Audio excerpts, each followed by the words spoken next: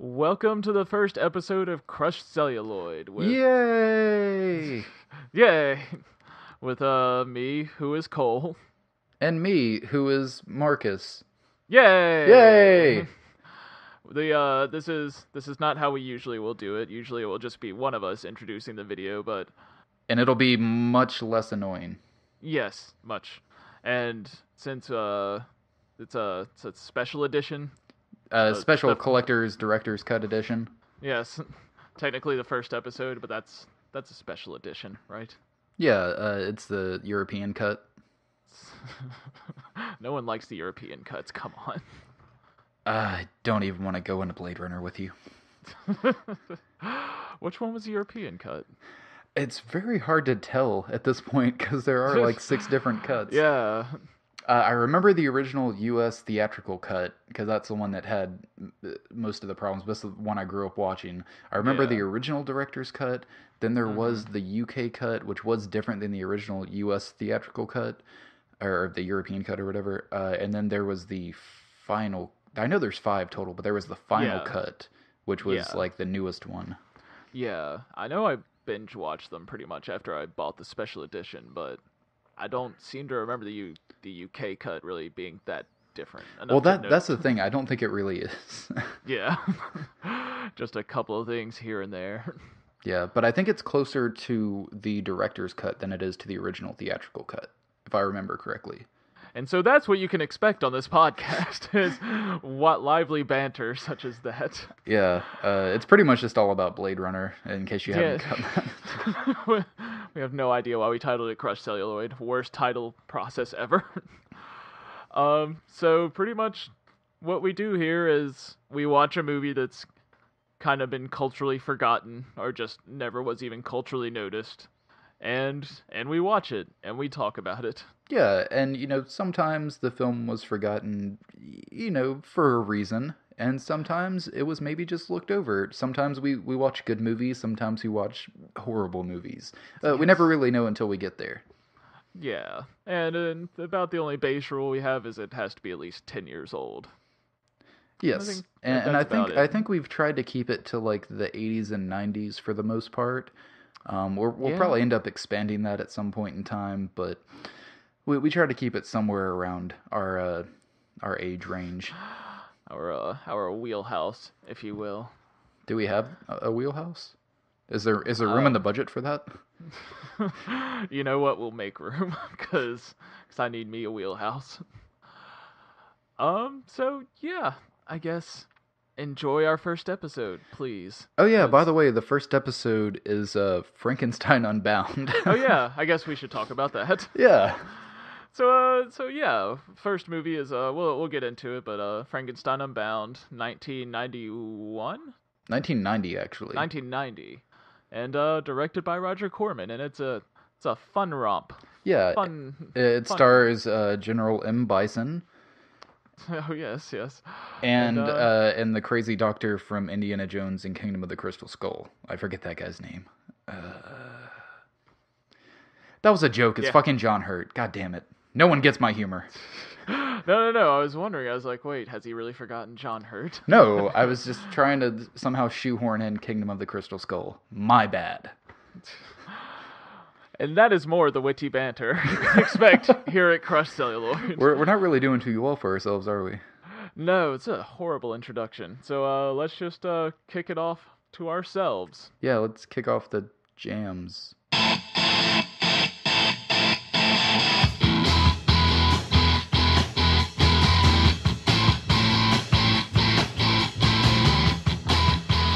Alright, so today we are talking about Frankenstein Unbound, the 1990 Roger Corman flick.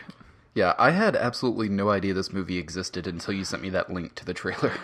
Yeah, no, I actually found out about it because of AV Club, but yeah, I had never heard of it either. I was entranced, though, after watching the trailer. Oh yeah, and it's weird, too, because it actually does have a lot of talent behind it, because not only does Roger Corman direct it, who is, the king of B-movies, but it also has John Hurt and Raul Julia and Bridget Fonda in it and stuff, and I had never heard of that, and I'm a big fan of all of those people.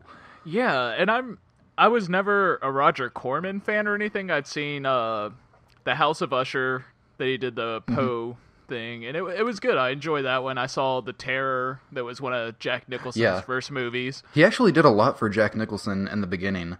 Really? That's kind of where Jack Nicholson got his start. Because not only was he in like the original Little Shop of Horrors and The Terror, but Roger Corman directed this movie called The Trip in 1967 that was written by Jack Nicholson. And it actually starred Peter Fonda and Dennis Hopper, and it was like 2 years before Easy Rider, so it was kind of the precursor to Easy Rider. And it was very much like an acid movie. That's pretty crazy. Didn't Dennis Hopper write Easy Rider? Yeah, he wrote and directed Easy Rider, but that's kind of, I guess, where they connected and ended up making that movie about 2 years later. Yeah, crazy. Nice. But he also is known for more stuff in, I guess, the 50s that's kind of like B horror movies. Like he did one called Attack of the Crab Monsters, which I haven't seen, but it's on my list now. And he did another one called The Wasp Woman, which I actually really enjoyed. It's definitely notable that this was Roger Corman's first film to direct after 20 years. Yeah, almost 20 years. It was like 19 years. The last one he directed was in 1971. And it was called Von Richthofen and Brown. And then, he took about 20 years off of directing and then directed this. And this is the last movie he's directed to date. He's still been producing movies this whole time, but this is the last one he directed. And it might have something to do with the fact that it was a complete bomb. Yeah, I mean, and one of the notable things about this movie is how much it's kind of based in this 1960s idea of the future. Like, it's really not a 1990s idea of the future. Yeah. Well, it is also based off a book as well. I don't know if you knew that. I saw that, yes. Mm-hmm. But, I mean, just the look and the aesthetic of some of the future scenes. By the way, this is a Frankenstein movie with time travel. Time travel is a huge element of this movie. Yeah, it's like Frankenstein meets Back to the Future. It's kind of awesome. It's pretty insane. And yeah, the future scenes all look vaguely steampunk-esque. It's like in this future where Blade Runner didn't happen, and Alien and other ideas of the future, and like the idea that 1960 had of just big rooms full of computers had kept going. Very much so, but it is really beautiful production design, like in those scenes. Like especially that scene in the building where they go into the room full of computers. I thought that was really nice production design. Yeah. I have to say, I kind of felt like he was ripping off Cronenberg to a certain extent with some of the set design. Like, it felt very Cronenberg-esque, a lot of this movie. I could see that somewhat, but I don't know what the budget for this movie is, but it seems like some money definitely went into it. Because, I mean, it was filmed in Italy completely, so I don't know how much that would have cost, but just the sets and everything, Corman got paid like $1 million to direct this, by the way. And it only grossed domestically like $335,000, so it was definitely a bomb. That's wild. I can't believe Corman, like, I figured this was his dream project. I can't imagine him getting paid to do this. No, he got paid $1 million to direct this movie. That is wild. Yeah. Based on what? I have no idea. It might have been a passion project for him or something, or at least for somebody in the studio or something. But he got paid $1 million to direct this, and there's a good amount of money put into this movie. You can tell, like it looks very good. It does and it doesn't. Just kind of depending. Well, I mean, it's definitely not like a huge, Marvel blockbuster or anything like that, but there's definitely probably more money than he's used to working with put in this movie. Yeah, definitely. For a famously indie director, this is a very high-scale production. Mm-hmm. So let's jump into Frankenstein Unbound. So, the opening, which is oddly reminiscent of 2001, and where the colors are kind of exploding and imploding in like viscous space. That's essentially what the opening of Frankenstein Unbound is. Yeah, which we get introduced, through the credits, that we actually have a very good cast in this movie. I will note that it is funny because the guys that play Percy Shelley and Lord Byron, they're not in the movie very long. They're kind of somewhat extended cameo appearances.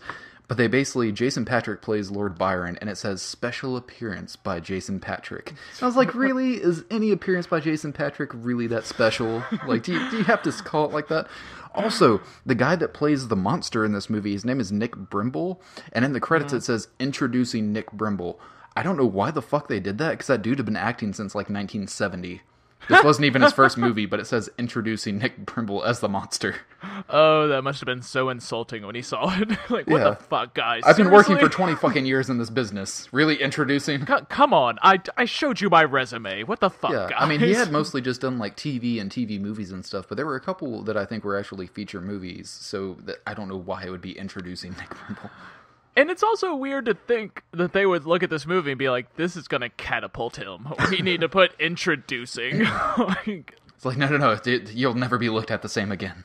Yeah, because of all the performances, his is probably one of the weaker. You know, strangely enough, though, he actually did get a much better career after this movie. Like, he had pretty much just done TV, but then, like, a year or two after this, I think it was 91, he got to be in Robin Hood, Prince of Thieves, the Kevin Costner movie. Oh, really? Oh, was he Little John? No, I don't believe so. I forget what character he played, but yeah, he was in that, and he was in several movies throughout the 90s and 2000s as well. Okay. Mostly period pieces as well. Huh. I guess Roger Corman really did introduce him in that respect. Like, it starts out with John Hurt traveling in the snow in the mountains, and that's kind of where the book takes off, and so my immediate thought is, oh, that's Dr. Frankenstein. And so I thought this is going to be all kind of a future allegory of Frankenstein. That it takes place in the future instead of I think in the you past. put way more thought into this than Roger Corman did. I think so. I mean, I'm guessing they have to understand that narrative to a certain degree to put that in. Well, and they do. And there's even, I think that is somewhat what he was going for, because even towards the very end of the movie, John Hurt says, "I am Frankenstein." Yeah, and also the movie ends once again in this snow desolate place, so it framed it the same way that the book does. You're like he says, I am Frankenstein. So I guess in a way it can be construed in that fashion. Yeah, because in a way he is like a futuristic Frankenstein, because he does kind of create this monster that ends up taking him back in time and ends up kind of fucking up the whole space-time continuum and stuff like that. So he is kind of like a futuristic Frankenstein, just in a different way. Yeah. So, I mean, it works on that level, but that set me off on the wrong path initially. Well, knowing that this was a Roger Corman movie called Frankenstein Unbound, I wasn't really expecting it to be that similar to I expected it to be a lot different and be more like a B sci-fi horror movie. Well, but his Poe movies, Masquerade Death is such a short novel, or a short story, that really there's no way to make a movie out of it. And so the movie expands a lot. And the same thing with House of Usher. They're both based on very short stories. But he does pretty well with the source material. And I would argue he does pretty damn well with the source material here. He just goes extremely left field at certain places. Because in these other ones, he's dealing with short novels, so he has to expand. In Frankenstein, you have to condense. And he doesn't condense as much as he warps. Like the whole world to be this whole other alternate history type thing that is, once again, baffling. Just absolutely baffling how this works, because I never understand it. Yeah, and again, it's kind of joining together two timelines, kind of like, instead of going the route of like, oh, the Frankenstein myth really happened, or, this is Mary Shelley writing the story of Frankenstein, he combines them together and say like, oh no, this really happened, and she just wrote it because she was there when it happened. Yeah. It made her writing seem a bit lazier. It did, She was just a reporter, a glorified fucking reporter. Pretty much. But the movie does start off in by the title sequence. It's New Los Angeles 2031, and they are disintegrating a Statue of Liberty, like a Statue of Liberty model, which like that has to be a symbol for something, but I don't think so. Yeah, that's what I was thinking too. I was like, that has to be symbolic of something, but I just couldn't really connect it in any way. No, and it never comes back, so it really it's just kind of this. It's just like someone in the prop department is like, we need something to disintegrate. Like, I have the Statue of Liberty statue I got today. Like, it just seems like a fluke that's in there, but it's such a symbol of like liberty and people coming over this country, blah blah blah. That shouldn't it be representative of something? But it's not, because it's never brought up again. It's definitely not, and it's not explored in any way. He wasn't even really taking away freedom or destroying freedom in any way. Like, he actually thought he was doing something good by making it I don't know. It is weird how he thinks he's doing something good because instead of creating a violent weapon that's going to kill the entire Earth like a nuclear weapon, he's just going to create a weapon that'll just make your enemy disappear so you don't have to destroy the whole Earth to destroy them. Yeah, to explain what William Hurt is doing in this laboratory, which once again, it's like the 60s idea of a laboratory. They're just stacks of these computer-type modules with blinking lights and shit. I would even say it is somewhat even in 90s, like especially early 90s. If you look to at a any certain kind of extent, yeah, any kind of laboratory or any kind of like computer room, it kind of still looks like that. Yeah, because they haven't become mainstream yet. It's not everyone has a personal computer in their home. Like it's still kind of. I could see how they could see that's the future instead of everything kind of going smaller in size and becoming more compact. I will say this set is not my big gripe with the 60s future aesthetic. Mm-hmm. This is one of the lighter ones where it does kind of fit into the 90s where there still was this kind of thing happening. Or the late 80s, I guess, when this would have been made. Yeah. And so it fits. It fits to a certain extent. But yeah, he's creating a particle beam that can disintegrate shit, but it causes atmospheric vibrations. Which is weird, because that's how he explains it, is that it's disintegrating these items, but it almost kind of seems like maybe he's just sending these items to a rift in time, like to somewhere else in time. Which it would be funny as shit if, they had a scene where it just cut to some other period in time, and that Statue of Liberty just, like, popped up somewhere. You know what? That should have been a scene where he just finds the Statue of Liberty. He's like, huh. So that's what I've been doing this whole time. I just been sending shit to 1817. Yeah, good to know. And so William Hurt has created this particle beam, and he thinks, like, his idea is that this is going to save humanity, but... Well, he just sees it as a better alternative to nuclear war, I guess. Yeah, which is a strange concept, to say the least. But at least, like, it wouldn't be the entire Earth being destroyed by nuclear war. It would just be, whoever has this weapon, their enemies will be gone. But, again, it could still be... the technology is going to get out, and then everyone's just going to transport themselves to another time. Yeah. I mean, it's the same kind of nuclear weapon idea that we're going to make this bomb to end all wars, which it didn't do, but I guess it did end World War II earlier than it would have. Yeah. So arguably it did save lives, but it also killed a lot of fucking people too. Yeah, it killed a lot of fucking people, just decimated this entire city. Mm-hmm.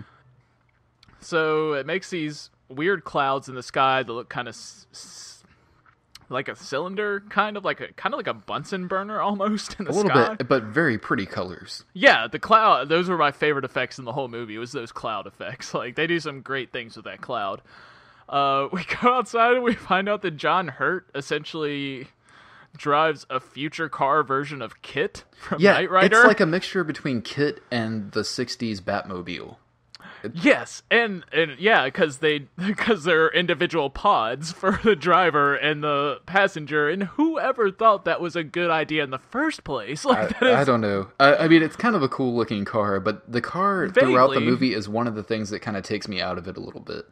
Like, especially a lot of the jokes and the humor involved with the car. Like, it's a bit much at times. No, the car conceit is totally fucked in this movie. Like, it is. I will say, though, in the scene, though, after he gets in his car and he's kind of, like, driving away to his house, there is, like I said, this movie is really beautiful, and there's a lot of great camera work, but especially, I noticed there's a lot of really good, like, Matei paintings in the background, like when it shows the cityscapes and stuff like that. Very beautiful work. I really enjoyed that.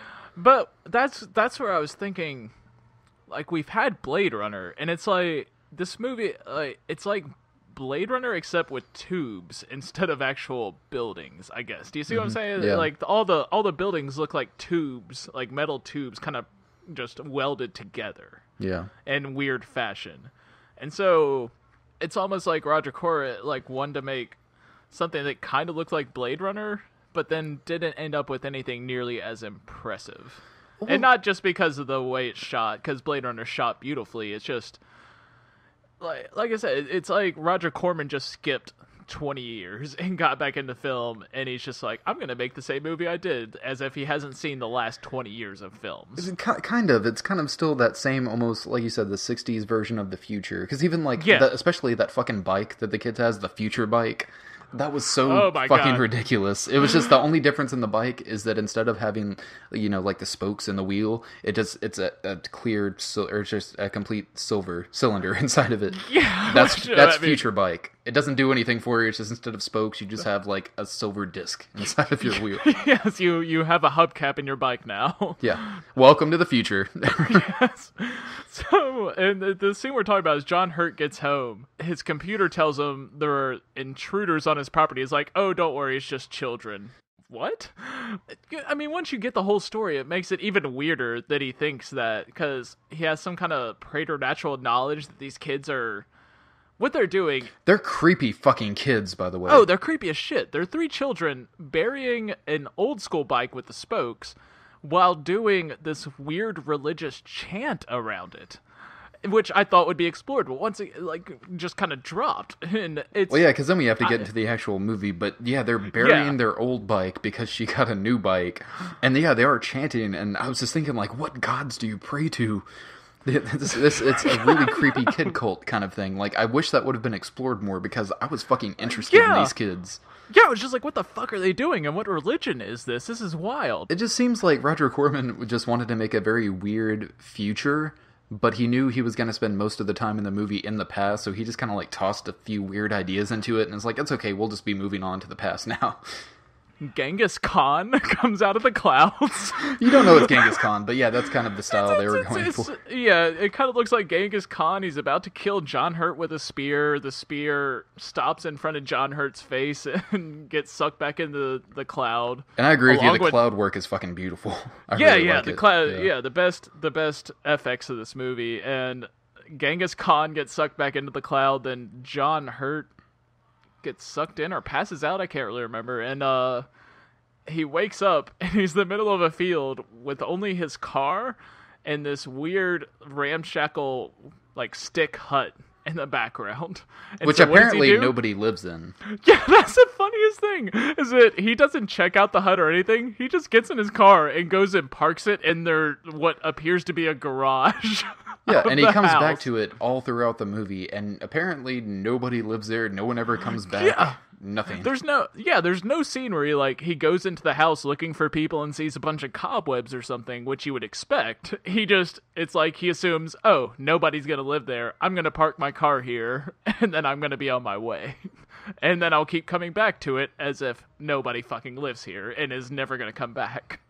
Pretty much. But this is when we get into kind of the silly comedy between him and his car. His car is kind of like his sidekick in a lot of ways. And there were a couple jokes that made me laugh a little bit, but for the most part, it's kind of eye-rolling and just uncomfortable kind of laughter.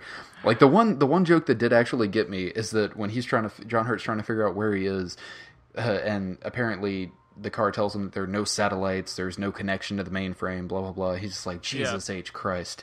And the car is like, no middle initial found for Jesus Christ.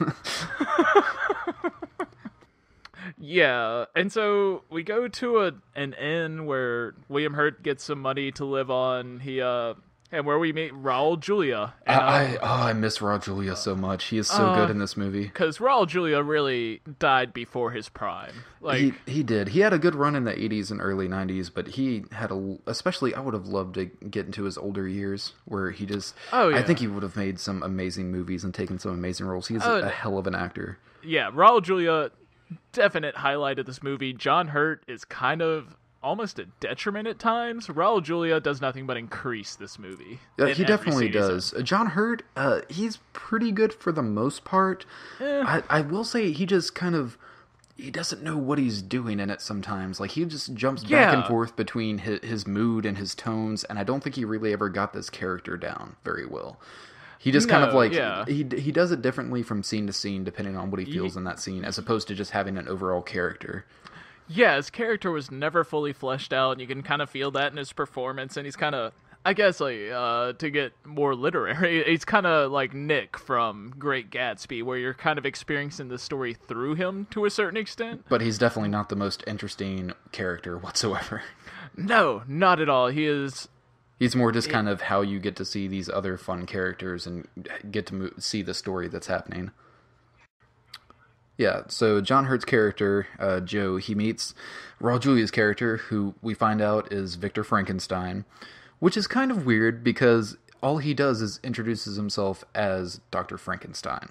Or just as Frankenstein and says he's a doctor. And John Hurt automatically is just like, oh, I know your work. You're the guy that created the monster. You're that Frankenstein.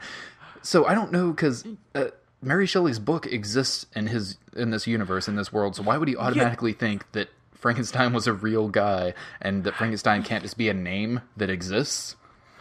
Yeah, it's almost like a Wishbone episode or something. A little bit, like yeah. that. Like there's no real, and that's.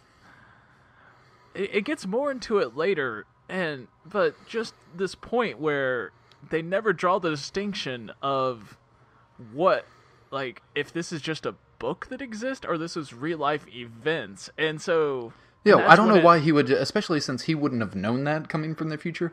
Why would he just automatically assume that this guy that introduced himself as Frankenstein is Victor Frankenstein, the guy that created a monster, that created life out of death? Yeah, and it's after he finds out it's 1817 and all that, so he's like, oh, I'm a literary scholar. I know that Frankenstein was written in 1818. This all makes perfect sense now. Well, no, but he doesn't, because he keeps, even later when he meets Mary Shelley, he talks to her as if she had already written the book, which she hasn't. Yeah. She had just started. Which is also another insane thing, especially for a scientist. Like, this is one of my big problems with the movie, is that he is a scientist that understands vaguely his situation of being caught in this weird space-time continuum, and he has no problem with fucking with the past. He fucks with it so much, like, oh, he has absolutely no regard for what his actions are gonna do to change the future. No, and it's never, and you know what? Maybe he's the one that caused the ice meltdown of the world in the future that he gets back to. Very likely, because he is just throwing out to anyone that'll listen that he's from the fucking future, and he's just, every opportunity, he's just like, oh, look at my car, look at my watch, look at all the shit I have. I'm a future man.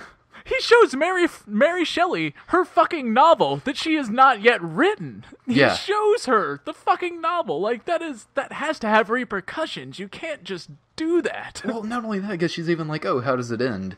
How do I end it? And then she's like, oh, what happens to me and Percy? Like, she finds out that she marries Shelley without knowing that ahead of time. Like, finds out that happens, and then she asks, like, oh, do we die young? And he's like, oh, are you sure you want to know that? He would have fucking told her if she said yes, but she said no. I'm just like, yeah, do you really want to know that? Just like, I mean, you haven't stopped telling her anything else up to this point. Why not just go fucking spoil the whole thing, man? And during the scene where they fucking are taking a joyride in his car, he drives his car through the fucking town where these simpleton people are seeing this futuristic car. You fucked up these people's whole worlds. Like, they have no idea what happened. Like, that has drastic consequences to the future. Oh my god, it's ridiculous. John Hurt is kind of a dick in this movie, for the most part. Like, he's kind of an idiot. We also find out in the next scene when John Hurt is kind of following Raul Julia's character, he hops on the back of his carriage, where basically Raul Julia goes to meet his monster. So basically, we're kind of introduced to the monster. We don't really get a full-on view of him. It's more kind of in shadows and little glances and stuff like that. Yeah. But basically, you know, he sees Frankenstein talking to his monster, so he realizes, oh, it is that Frankenstein. He actually did make a monster. So we end up back at John Hurt's hut that apparently, once again, no one's living in, so it's just, he's claimed eminent domain over this hut. Pretty much, And so we end up back in the town. John Hurt gets, buys some period clothes because he's been running around in future but clothes. He still kind of just doesn't look right. No. I don't know if it's a combination of his suit and his hat or what, but just walking out there, I was like, no, you still don't fit in, guy. Yeah, he still looks very weird. Like, he looks almost like this Dickens-ish, like, rich character walking around town. Which I kind of think is maybe what he was going for with that. Maybe he's just like, okay, he's from the future. He's obviously, you know, read Mary Shelley, he's read Dickens and stuff. This is what he thinks like he should be wearing. Maybe that's a joke that just wasn't fully explored, because it could have been a good one. But I think it was just bad costuming, which is surprising. I think it was mostly the hat that killed it. Yeah, the hat was pretty bad. But they lose the hat very quickly after that, so it's okay. Yes, they do.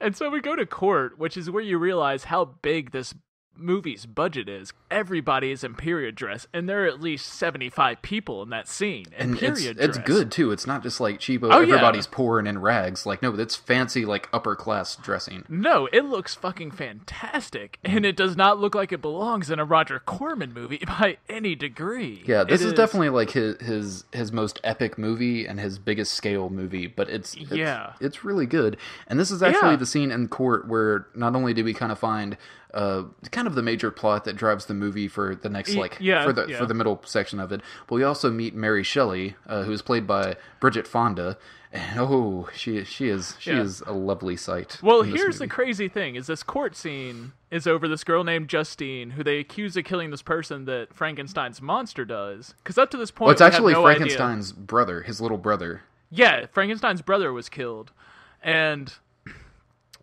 at this point, we don't know that Frankenstein has already invented the monster. Well, no, we do, because we saw him talking to the monster. Oh, okay, yeah. I actually missed that scene that you were talking about earlier. And so we're in this court scene with Justine, and Mary Shelley's there, and that is an actual plot point of the book, is that the monster kills someone, and they blame it on this girl named Justine, and Dr. Frankenstein doesn't say anything because he doesn't think anyone will believe him, which is pretty rational. Yeah, but of course, the funny thing about this is, and again, it's just the kind of the mentality of the times, I guess, is that she is herself like maybe between 13 and 15-year-old girl, and apparently the little boy that died got like fucking snapped up and just mutilated, and they're just like, oh, well, obviously she doesn't have the physical strength for this. She's a witch! Yeah, and she's being charged with witchcraft. But it's funny because then this becomes like the driving force of the plot for the next like half hour of the movie, which is just like John Hurt trying to save this innocent girl from being hung for, being a witch and killing this boy that he knows and, Mary Shelley knows obviously did not do it. John Hurt follows Dr. Frankenstein as Frankenstein runs to the woods, essentially. And he follows him out there, and he gets attacked by the monster. And this is the first time we get a full glimpse of the monster. I really like the monster design in this. I mean, if it wasn't...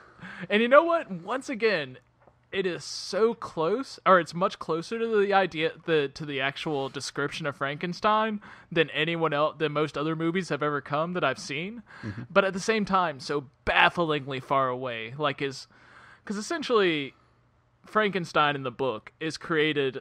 He's trying to create him from human parts, but he can't get all the parts he needs, so he ends up as this 8-foot monstrosity, and like his skin is supposed to be sewed together where there's big gaps where muscle is showing and stuff, which they kind of capture in the Frankenstein thing. But then his face structure is so Star Trekian and so outlandish. It is, but I kind of like it. And again, this is just makeup applied to an actor's face, and it does look very cool. And I think the actor that played the monster in this is very good. He did all right. What was his name? Nick Brimble. I liked it. I thought it was very off-putting when like it showed him, and then all of a sudden Frankenstein is just talking in complete sentences and stuff. He wasn't quite, like, there were still times where he wouldn't understand words completely, but the fact that he could talk so well threw me off a bit. But I will say that the design, especially some of the details that you don't see as much, because you mostly just see him in close-up, but especially like his hands and like the differing sizes of his fingers and stuff, because he has some very large fingers that almost looks like toes, and then some that are more, just regular size and stuff like that. Once again, very true. Just the face structure is baffling. Like, did he have to like make the cheekbones? Like, why would they go out in that direction? It almost seems like, especially when we see later when he tries to make a mate for him, more or less, we see like it seems like he is putting a lot of metal into the face to like conduct the current. So I feel like that, especially like when you see the outside of his face, there is metal there. So I feel like maybe he shoved bits of metal into it to kind of conduct it and try to get the brain going again. Then we get to this festival scene where a bunch of fireworks and shit, and these kids are running around a corner, they run into the creature, and his reaction to them is, "Who made you?" I love that because he keeps asking everybody that he comes in contact with throughout the movie. It's just like, "Who made you?" And that's another weird thing, is that he assumes everyone was made by someone, even after he found out on that bridge, the scene we just left, that Frankenstein just made him. Well, and no one also, else. and the fact that he is such an outcast and that people are so afraid of him, he doesn't kind of put two and two together that, like, oh, maybe this isn't how all people get here. Yeah, but it's like I say, it's already been explained to him that this is not how this actually works. You are a one-off. Yeah, but this scene does include the first act of ultraviolence that I really love, Yes. which is that a guy comes after the children scream, and he just starts blowing a whistle in in the monster's direction, and the monster's just like, "Stop it! Stop. You can't handle whistles at all." Yeah. But he Once basically again, grabs. Oh, go ahead. You would think that would come back up. Never does. Anyway, go on. No, it doesn't. So he basically picks up the guy and just rips out his still beating heart, and just like kind of holds it up, and it's still beating a little bit. And when that happened, I couldn't help. I said out loud, I was just like, "Kalima, Kalima." I mean, but it didn't even look as good as that, because it looks like he's ripping out his entrails for a minute, and then he just comes out with the heart. It's Well, almost that's what I thought. disappointing. That's why I thought it was kind of funny, because it looked like he just like went into his stomach, and I thought he was going to pull out his guts or something. But then I was like, oh no, that's his heart, and it was still beating a little bit. I was like, oh, okay. Yeah, well, I'll follow it. I'm not. I won't question it too much. I'll take it. It's cool. So let's see. We go for the festival. We go to the castle, which is John Hurt. I didn't really understand how he ended up here, but somehow he ends up at Lord Byron's. Yeah, well, basically, he gets into his future car, his kit, so to speak, and he just kind of, like, starts driving. He basically gets the car to look up the information about, like, where they would be and stuff like that, and the car even tells him, like, where it is.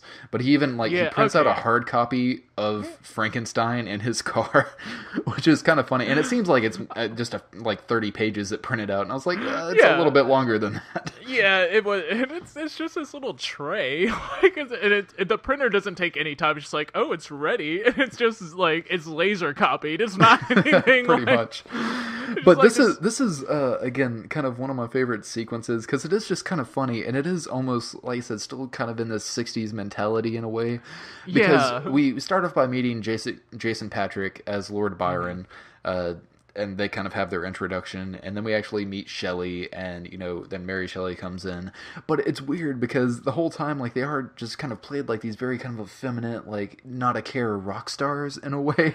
And my note, like, when I was watching the scene, especially when I saw, like, Percy and Byron, like, interact with each other, and, like, with Shelley, I was like, what kind of kooky love shack are they running here? Like, they're just, everybody's doing it with each other all the time. Oh yeah, but that's how they actually were. They were all bisexual. By the way, something I didn't mention, but when he actually, when John Hurt was driving up in his car to go to his estate, the car tells him, he was like, just so you know, or it's a lady voice actually, but he's like, just so you know, the probability is high that they're late sleepers. I was like, what? How would you... Like, even if you kind of knew the history and knew that, like, oh, they were kind of like these free-loving, wild bunch, like, you just think, like, oh, they're probably sleeping late, so be careful not to disturb them. And I love when Mary Shelley first sees the car. She says, "Is this your carriage?" And when the car door opens, it says, "Hello, Mary. I am not a carriage, but a car." Like, what a fucking catty car. Yeah, well, this is these scenes, especially with the car. That's where the car kind of started to detract from the movie a bit for me. Like, this is where the car kind of overstayed its welcome a little bit. So anyway, our main character, Mr. John Hurt, he gets to fuck Mary Shelley, pretty much. And there are some really good lines in this scene, although I think John Hurt plays it terribly. But Mary Shelley, whoever's playing her, is doing Bridget awesome. Fonda. Yeah, and this is where they start giving, like, some of the lines that are from the heart of Frankenstein. Like, one of us, like Frankenstein, I have created a monster. Yeah. Which he's talking about his cloud, not his death beam particle, once again. Well, yeah, that's the thing. He never seems to feel bad about building this weapon. It's just the side effects of that weapon that he considers his Frankenstein monster. Which is really strange. You would think the actual weapon would be his monster, but it's the cloud. And no, it's the lapse. side effects of that weapon. I think he's still behind the wepen completely. He's just like, if it just weren't for these side effects that are like sending people through rifts in time, then this weapon would be awesome. I would save the world with my death beam if it wasn't for these damn time clouds. It's insane. And one of their great interactions I love is that it really gets to the heart of Frankenstein. Is, you don't believe in God? I don't know. I see. Science is your religion. And so this movie touches on these haughty themes and but more kind of skims on them. Yeah, skims, and then just kind of drops them. Mm-hmm. It's amazing how right this movie gets it and how wrong it gets it in the same breath. It's once again baffling. That's my big word for this movie, is just fucking baffling. But again, that it sounds more negative than it is, because I think we both really fucking enjoyed this movie. I enjoyed the hell out of this movie. Oh yeah. No, I had a great time. But when you try to think about it too much, it can become baffling. This is one of those movies you just have to enjoy for what it presents to you. You have to assume so much and question so little. And by the end of this movie, you're just like, you know what? That's gonna happen. I'm gonna have to live with that. Like, another great line that to jump back to where John Hurt is fucking up the timeline once again by sleeping with Mary Shelley. Mm-hmm. I try to imagine, this is Mary Shelley speaking, I try to imagine what a scientist lives with. I imagine it's madness. Madness? The madness of possibility. Fucking great line. That is a very good line. Yeah, and I'm not positive. I don't know if that's from the book. I don't think it is, but it may be. But I don't think so. Well, that's a really good line, though, and I don't know if that's something that Corman would have come up with by himself. That's true, yeah. But I do love the line that Bridget Fonda's Mary Shelley has to get the love making happen. Oh, it's Bridget Fonda? Yeah, that's what I've been saying this whole time. It's Bridget Fonda is playing Mary Shelley. Somehow I missed you saying Bridget Fonda. I've said it about 5 fucking times. You know what? Point. I don't pay attention to you. Obviously. But I love her line to get the love making happen. Like, she kind of starts to unbutton like the top of her thing, and she's just kind of like, yeah, Byron and Shelley talk about free love. I practice it. I was like, yeah, that totally will get some lovemaking going on. One thing I had to point out about the sex scene is that is where I first noted this soundtrack fucking sucks. The music in this movie, I thought was horrible and so cliche. It probably is. I can't recall anything about the music in this movie, so apparently it didn't stick out to me whatsoever. Yeah, I mean, it's just very... It's...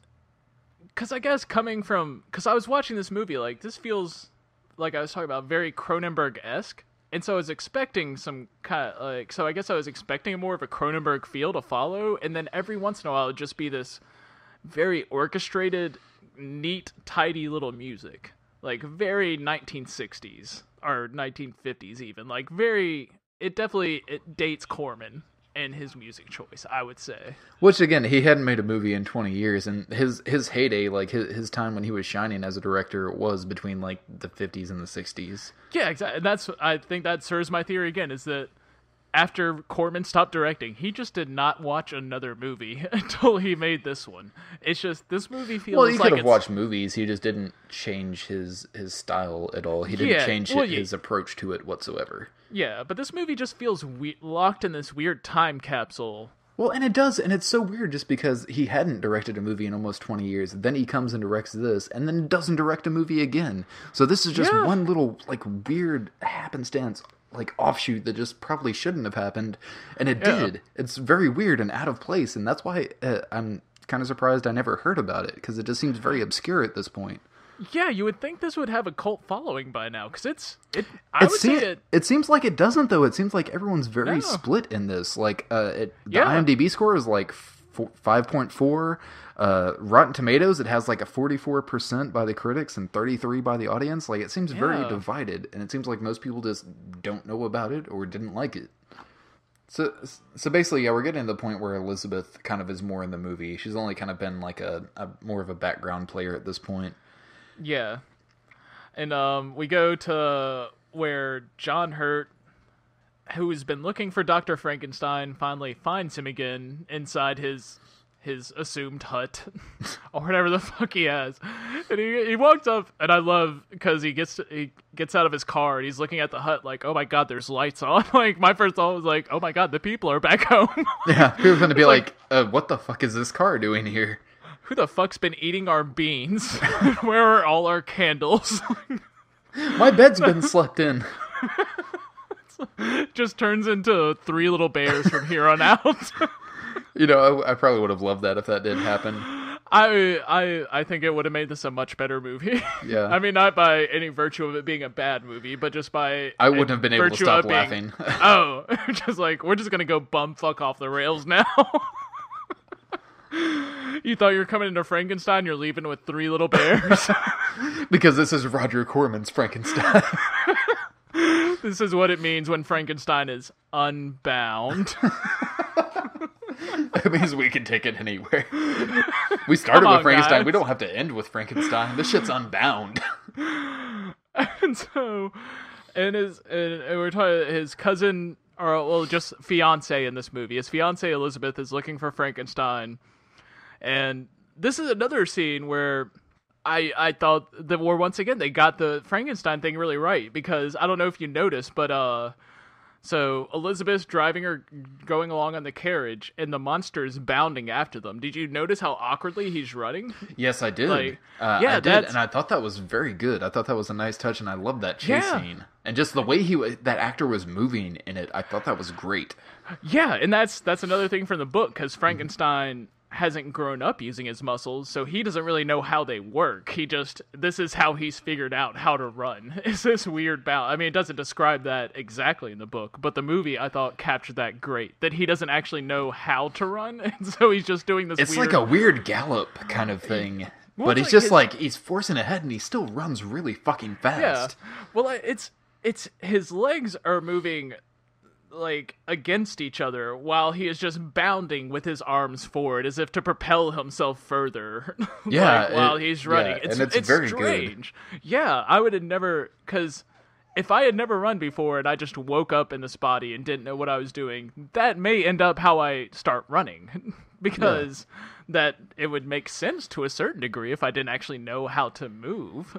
Yeah, so, but I do like the way the scene plays out is that he bounds up towards the carriage and kind of catches the back of it, and then Elizabeth starts freaking out and like hitting the horses to go faster. She looks back and he's not there, and she's like, oh. But then he just like pops up between the 2 horses, so like he climbed underneath the carriage and popped up in the 2 horses, and then just like dead stops them. He's like, no horses, and like you see his feet skid on the ground to like come to a grinding halt. You shall not pass. Yeah, pretty much. But I thought that was a very good scene. I was like, oh wow, that was cool. That was a testament to his strength there. Yeah, and then one of the worst practical effects in this movie is when he rips open her chest cavity, and it looks fucking bad. Yeah, this I agree is the one effect in the movie that I just really didn't like was this one. Yeah. Because even the way the scene played out is because they have a little back and forth, and she's laying on the ground and talking to the monster, and then he kind of goes down and like it looks like he's just ripping her shirt open, because he just even said like she's like, oh well, Victor created you, he wouldn't want you to hurt me, we're going to be married, and the monster just goes, I know. He goes down, and I was like, oh my god, a Frankenstein monster rape scene? Is that what's about to happen? I was like, oh no, he just tore her chest open. Yeah. Unless maybe that's what he was going for, but he just didn't know his own strength, so like ripping off a top, trying to see some titties, just turned into like ripping open her guts and disemboweling her. It's been so long! But then we get, again, this is where some of the effects were really awesome, because of course Lord Byron and sorry, not Lord Byron, but Frankenstein and John Hurt's character, I'm trying to remember John Hurt's character's last name. I know it's Job something. Buchanan, yeah. Yep. Okay, so Buchanan and Frankenstein. Because I thought about the American president when I finally heard his name. I was like, oh, like the president. Okay, so yeah, Buchanan and Frankenstein discover Elizabeth, and you just kind of, again, a testament to Raw Julia's performance here, because when he just kind of, you see him just be very sad for a moment, and then he just carries on. And I very much like that, but of course... No, Raul Julia plays Dr. Frankenstein to a fucking T. So Frankenstein wants a bride. Raul Julia, Dr. Frankenstein, the monster wants a bride. Raul Julia, Dr. Frankenstein wants his wife back. And so his whole idea is, I'm going to bring my wife back to life so I can have her, is essentially what the movie posits. Exactly, but he kind of does it in this weird kind of selfish way, to where, again, he's kind of killing 2 birds with 1 stone. He is calming the monster by giving it what it wants, but at the same time, he's also trying to bring Elizabeth back so he can have her again. Yeah, so we go back to the lab where... Hang on, before we do this, though, I have to talk about this little fight scene, though, because basically John Hurt gets found with Elizabeth's body by the townspeople, an angry mob again. Oh, yeah. Yeah, and Frankenstein shows up because they're about to get him and hang him by a tree, and Frankenstein's monster shows up and just starts beating the shit out of people, but not just regular beating the shit out of people. He punches a dude's head off. He starts pulling off limbs and shit like that. This is my kind of Frankenstein's monster. This is my creature right here. I like just punching people's heads off and tearing off limbs. That's my kind of monster. Also, the best practical effects in the entire movie. No, that's what I said. Like, that's why the one with Elizabeth is my least favorite and the only one I really hate. Because the heart one wasn't great, but it wasn't that bad. It wasn't the bad, chest one was awful, but then immediately it makes up for it with the head punching and the limbs being pulled off. Like, immediately makes up for it. And where it really starts feeling like a Roger Corman film. Mixed it, Like, very much so. Starts feeling like that old school kind of horror movie vibe in this scene. Which is maybe partially, like, why it did so bad to begin with, because you got to figure the audience would have been divided. Half would have been going because it's a Roger Corman film, and half would have been going because it's a Frankenstein film. So the half going for Frankenstein might have just been kind of like thrown off by the weirdness of it, and the half going for Roger Corman might have been thrown off for the parts that weren't weird and more straightforward, like, storytelling. Yeah. Well, I mean, I had to say from the previews that I would think it'd be 25% going in for Roger Corman, like 50% going in for this sci-fi movie that vaguely looks like Star Trek, and then 25% going in for Frankenstein, which this movie is more on the Frankenstein and Roger Corman side than the middle ground of the sci-fi that they tried to present it Which as. is probably why the majority of people were just against this movie. Yeah, and then I would imagine. The two sides going for Corman or Frankenstein were just divided. Yes. It's all right. And so I don't know how to properly explain this. So essentially, Frankenstein and his monster are trying to create this being with electricity in the normal way you kind of see it, with electricity on the top of shit. But at the same time... But instead, they're using Future Car. Yes, so, they want to use Future Car. And so there's this long coil of copper, I'm guessing, or whatever. Like, they have it, and John Hurt talking to the monster is like, oh, do you think you can get off to that cross? He's like, oh, yeah. And so somehow John Hurt gets up there with him. It's not really readily explained, and the monster... This is more just so they can have a scene. They can have, like, a little moment between the two of them. Yeah, which really doesn't pay off, but my favorite thing in this movie is when they're climbing up to the cross, the monster, like, when he's just like, can you wrap the coil around that cross? He's like, yes, and the monster climbs up to the cross, and he sticks the coil in as if there's an outlet on there. I did notice that, and I was so thrown off by that, because at first I thought he'd just tie it around or something, but no, he looks like he just plugs it into an outlet. He played like this metal cross on top of a building was built with an outlet for this coil that they have. Like, it is the most insane thing in the movie. Also, there was another moment where the monster asked John Hurt, like, who made you? And he was like, I don't know, God, maybe. And then the monster's like, who is this God, maybe? That was a pretty good joke. Once again, the monster cannot get it through his head that not everyone is created, though he's been told multiple times. But he's kind of like thrown back and forth about it, because when the monster is down there with John Hurt at the car, and John Hurt is talking to the car, trying to get his whole plan into action, the monster is basically just like, did you create this? And just like, yeah, I did create this. And he's like, oh. Yeah. And also, it brings up an interesting point of the film, is that the monster is cognizant enough to know that he was created and that he's a monster in this world, that he wants a bride to be a monster with him, but cannot wrap his head around the idea that other people are not created in that same way. It's strange. I don't know how to rectify that within this movie. And I don't think it is rectified. I think it's just... It really isn't. I think it's just to get some of this dialogue in, like you're saying, like, who is this god, maybe? Like, I think it's just kept in just to get those scenes across. But I think there is a very good monster line that comes, like, after, the whole end of this third act here, where they are transported back, I think even farther into the future than John Hurt's character is. That's what I think. Yeah, it's not completely explained, but it seems like it's even beyond his future, and it's kind of like more the end of like humanity's future, or around that area. But the monster has a very good line where he's like, I like this future a lot better than where I was, because it's lonely and desolate and miserable, just like I am. Well, it's this world you made is better than Victor's. It is bound as I am bound, lonely as I am alone. Which is a good line. I fucking love that line. It really is, yeah. I'm glad you actually had the line. I just kind of vaguely remembered it, but I thought that was a very good line in the film. So, let's get to this final scene.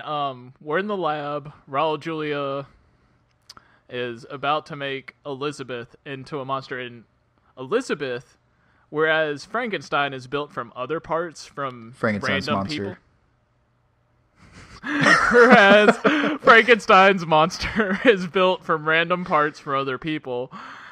Elizabeth is just her own body, but he has altered her brain, which is the only perceivable difference. And again, I think it's just adding pieces of like metal into it to help. I like that. Yeah. Through it. Yeah, I didn't think about that, but yeah, I like that. And so the only thing altered on her is her brain. And so what I assumed is that she has a different brain, which brings up some whole other questions. So I think yours is a lot better. So we're gonna stick with that. I like that. And so we get to Frankenstein's lab after all the connections with wires are plugged into crosses and whatnot, and John Hurt and Dr. Frankenstein have this dialogue. It's John Hurt says, "No one can create a soul. A soul? That's a crutch for weaker men than you and I." Fucking great line. That wasn't very good. And again, just Raul Julia just gave an excellent performance and just nailed every line he had. Oh yeah. And once again, to point out how great Raul Julia's performance is when Elizabeth comes to life for the first time, there is equal amazement and shock on his face, like shock and horror, along with excitement. And that's essentially because when that kind of happens, and then the electricity runs out, and she kind of goes back down, she kind of only half wakes up. Then you just see like the anger and desperation in his face after that to get her alive again.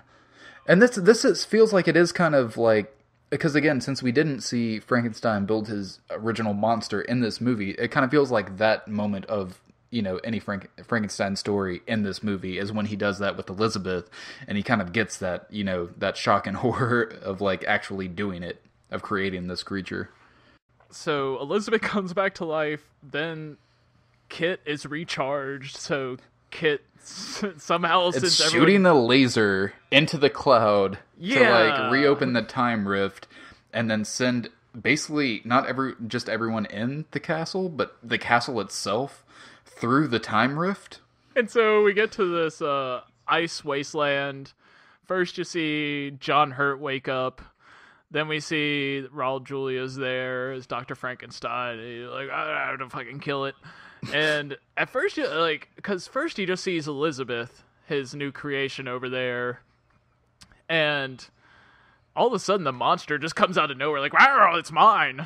It's really, because you'd think you would have seen the monster waking up or something, but it just kind of comes into frame out of nowhere. I thought that was a little bit strange, but not really to make too big of a deal out of. And so there's this whole Bride of Frankenstein moment, which I don't believe exists in the book. I think the bride is never brought to life, if I remember right. And so the bride, Elizabeth, sees the monster and is frightened by him. And that's a beautiful moment in Bride of Frankenstein because he wanted this wife he's been longing after, and like finally has a monster to share his monstrosity with, and she is fucking frightened of him. Well, I kind of think that's even more so in this movie because, like you said, we don't think that they changed brains on her or anything. He just brought back Elizabeth, and the last thing she saw before she died, the thing that killed her, was that monster. And I think that was maybe she didn't know what was going on. She maybe didn't understand, didn't have full brain function, but I feel like she recognized that monster as the thing that killed her, and that's why she was scared of it, because she recognizes Victor. I can see that. Yeah, she does, and that's why it makes more sense that they didn't switch brains, and it's also because. I mean, correct me if I'm wrong, but the monster looks at her hands, and her hands have fucked up thumbs too, right? It's true. Yeah, no, that's the thing. She has basically her same like thin lady fingers, and then she has like big fucked up toe thumbs, which I thought was weird too. I was like, well, she just got disemboweled in the center. Like, why would you replace her thumbs? Or do you just does Victor Frankenstein just have a fetish for big fucking toe thumbs? It's like, you know what? Thumbs are just made all wrong. They should have been toes. But I wonder if he just like reverses them. So like, I wonder if they took that both monsters took their shoes off. They would just have regular thumbs for big toes. You know what? That's the idea, because he's saying that. You know what? I replaced his eyes. I made Frankenstein. I made the monster. Improvements. I made improvements so maybe that's one of his improvements is big fucking toe thumbs. It's like, I always thought the thumbs were too small. They weren't big enough for what we need them for. I made improvements. Thumbs. You know what God fucked up? The big toe and the thumbs. They should have been reversed. Really, yeah. I think God was a little drunk that day. Yeah, so that's fucking insane. I didn't even think about that fully. And so we have this whole scene, Elizabeth, instead of living with Dr. Frankenstein, decides to die, because I guess she recognizes she's a monster? Well, that's the thing, too. I think she sees Victor Frankenstein, and it's kind of like, oh, my love. But then she kind of, I guess the monster pulls her over and stuff, and she notices that she has these fucked up thumbs. She notices the toe thumbs. Yeah. That's what it is, and she's looking at herself and realizes that she's a monster because of that. She sees her fucking toe thumbs. That makes sense. And that's when, when she's moving towards Frankenstein, and he's aiming the gun at the monster, like he's gonna shoot the monster, and then she just all of a sudden pulls the gun towards herself because she's like, fuck this. I'm not gonna do toe thumbs, you guys. I'm just gonna die. Alright, so Elizabeth dies, the monster turns on Dr. Frankenstein and essentially breaks his back, but then he throws Raul Julia, and Raul Julia's still kind of moving around, like his spine isn't shattered in a million pieces at this point. And oh yeah, he goes straight up Bane on Frankenstein. Oh yeah, it's insane. It looks painful, but Raul Julia doesn't play it that way, kind of. Raul Julia's a pimp. He's like, fuck you, I don't need a back. I'll still wiggle. I got John Hurt on my side. So he sends John Hurt after the monster. And then we get to the final set piece, the underground future bunker. Which makes no fucking sense at all. No, my note was the future exists in bubbles, apparently. Like, there are just so many half bubbles just filled with nonsensical shit, and apparently that is how computers work now. I guess. And it recognized John Hurt's character, Buchanan or whatever. It recognized him, and I don't know why. And it's not explained, and he's able to, like, control the beams and the lasers in it instead with, like, clapping and, like, snapping and, like, doing shit like that. So I don't know why. It seems like he had something to do with the creation of this. I'm guessing because it shows the city, and it looks like what New Los Angeles looked like in the beginning of the film. So I guess he's at the same place he used to work, even in the distant future, and they just never got rid of his credentials? Even though it doesn't have that kind of recognition in his time. So, yeah, there's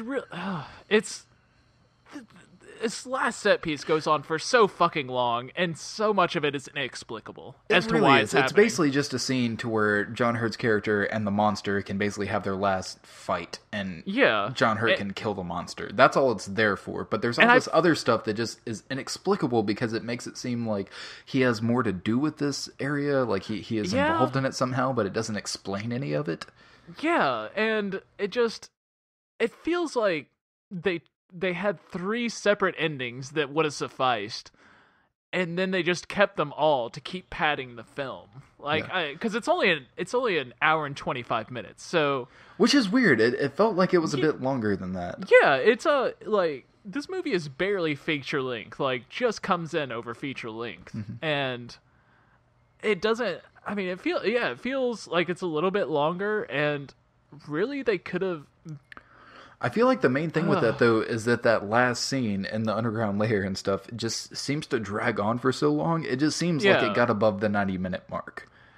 Yeah, and it doesn't, and the whole last scene is just so inexplicable. Yeah, they're just kind of running around the lab, and John Hurt is trying to, like, load the gun, shoot the monster, shoots the monster in the fucking head, and it just kind of goes down, and it's like, well, shouldn't have done that. Yeah, it grazes the side of his head. But then it kind of talks like it's had a stroke or something, because you notice if it does that, and then its lips are all kind of curled to the side and stuff, like it fucked up its brain. Okay, it kind of fucked up its brain, and it couldn't talk quite right. And then shoots him in the arm, which this is another one of my favorite parts, is that John Hurt shoots the monster in the arm, and the monster's like, ugh, and just rips his own arm off, and then proceeds to chase after John Hurt, trying to beat him to death with his own arm. No, that was pretty awesome. And then one of the like the scene that I thought they should have ended on, we talked about a little bit earlier, is the monster saying, "What am I that you must destroy me? You're an abomination in the eyes of God. So what are you? I am Frankenstein." That should have been the ending. That should have been a good ending. But no, then they drug it on to, like, so John he can Hurt use the particle beam. Yeah, so he can use the particle beam and just basically shoot the monster full of lasers. And even the stupidest part is that the monster has a line that's like, "You don't understand. You can't kill me." And then about 30 seconds later, no, he kills him and with the lasers. Well, also, because we saw in the beginning, the particle beam disintegrates shit. It does not disintegrate the monster. It burns him up. Yeah. Yeah. It basically cooks him on the inside like a microwave dinner. But that's not what happened with the Statue of Liberty. If that's what was happening, no, the Statue of Liberty just kind of disappeared. Yeah, but it should have blown out from the inside. It had that same pinkish glow as the cloud did, almost like it did just get sent through time. So is this a different weapon? If so, how does he know how to use it? Well, see, that's the thing I don't understand, is that it doesn't seem like the same weapon as before, but it seems like some of the same technology, or at least like laser-wise.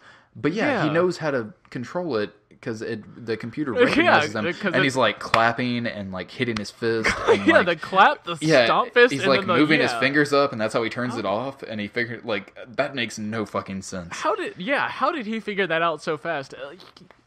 That whole last scene could have easily been cut out. It should have ended with "I am Frankenstein," not the whole "you don't understand, you cannot kill me." And then he kills him. Then he kills him. And then he walks out of the bunker, and he sees, once again, like this tube version of New Los Angeles, whatever it is. But it's covered in snow at this point. And not only that, but he hears the voice in his head, and I think it's the voice of the monster?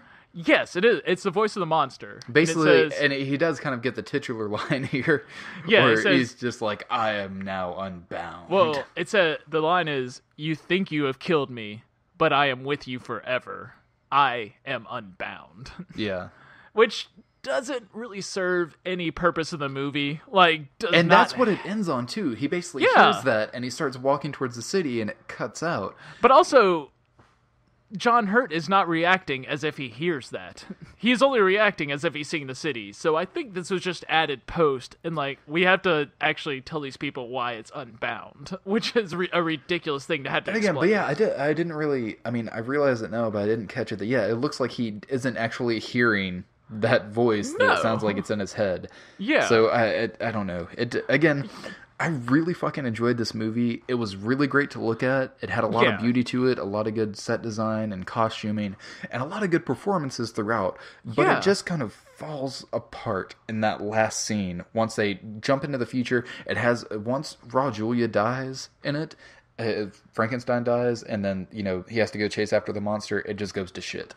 Yeah, and it doesn't make any sense. They have this 20-minute set piece that could have easily been 10. And it kind of looks a little cool, but it's still that kind of 60s idea of the future. Yeah. And it's it's unnecessary. It's unrelentingly long, and frankly, it's unbound. that shit unbound, dog. You thought you knew Frankenstein? You don't know Frankenstein. This motherfucker is unbound. This Frankenstein be unbound.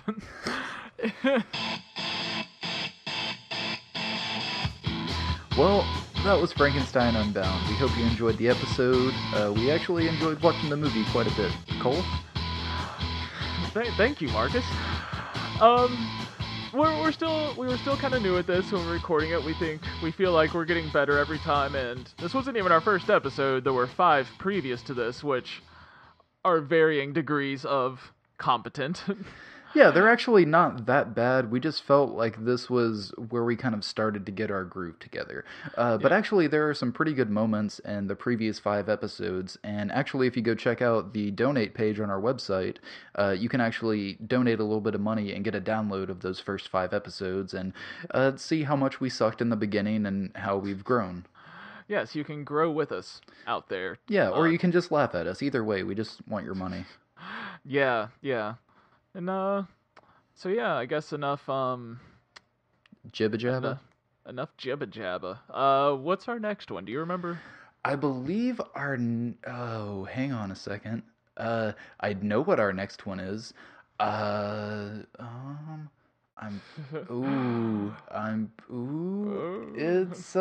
on the tip of my dick.